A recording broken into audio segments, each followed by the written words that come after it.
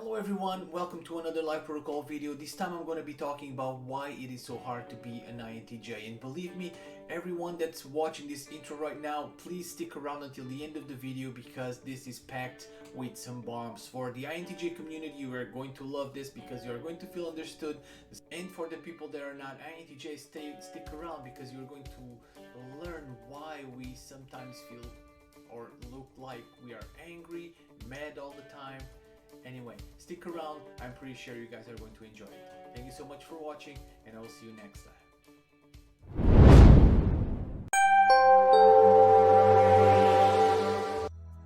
Why it's so difficult to be an INTJ. Imagine growing in an English-speaking small town in the countryside, let's say in the United States. Things have been very traditional, and not much has changed over the span of generations. Now imagine, all of a sudden you need to move alone to Beijing, the capital of China, filled with people, with a very different language, where life is fast and traditions are completely different and strange to you. Now, you need to try to connect with other people, make friends or even start a relationship. Okay, this might be an exaggeration, but it's not far off from an INTJ growing up. Being an intuitive, we are already a minority. When you add introversion to the equation, we become even more distanced from the rest of the population.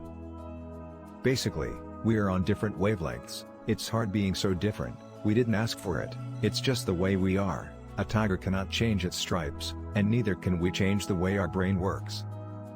The way we process information is very different. A sensor and an intuitive can look at the same set of facts, and come to very different conclusions. The world is made up mostly of sensors and feelers. Everything is designed to appeal to our sensory perceptions, from the media to education. I have a son that tested INFJ, but I'm fairly certain he's INTJ, and when we talk about school subjects, I can see how he does not relate, and how little to no interest he is in most topics.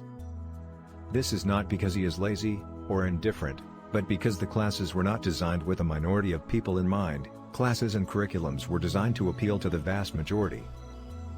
Commercials, music, movies, etc. Everything that is fed to us from the powers that be, has to appeal to emotions, because most of the population consists of feelers and sensors. That's why INTJs are immune to marketing. For us, for something to be deemed valuable, it has to be practical, and provide real value.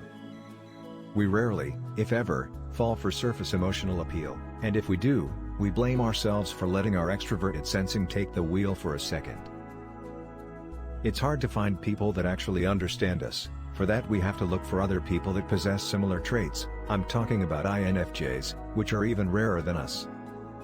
Our best chance to find someone that we can open to, and not be judged for being quote-unquote weird, is finding an ENFP friend. ENFPs are possibly our best match, so when you find one, don't let them get away. When it comes to love, the situation is reversed, because now we are the ones that seem to find others weird. It's hard to find a person that attracts us. Therefore this perpetuates the cycle of INTJ rarity. If you can't find a mate, then you cannot pass your INTJ-ness to new generations, assuming it's genetic, which I'm not entirely sure, but for the sake of this video I'm going to assume it is, because of my own experience with my son.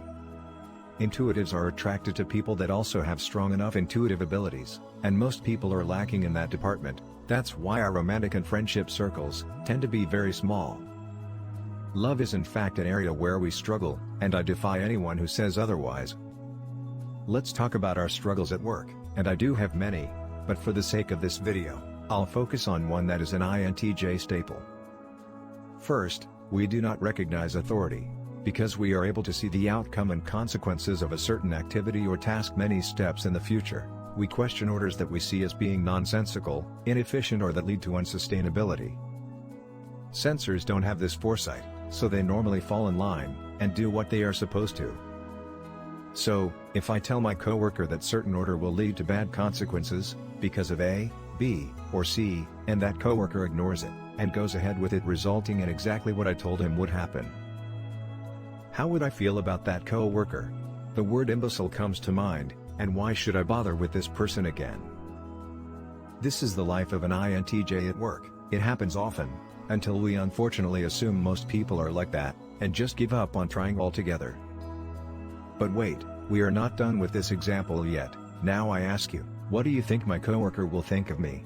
Will he be happy that I was right, or thankful that I tried to help him? Of course not. Most likely he would be annoyed, envious of my capacity for insight and foresight, even though he would never admit it, and most likely be resentful.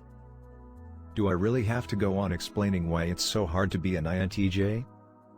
Society is just not designed for intuitives, or people that do not fit the pattern.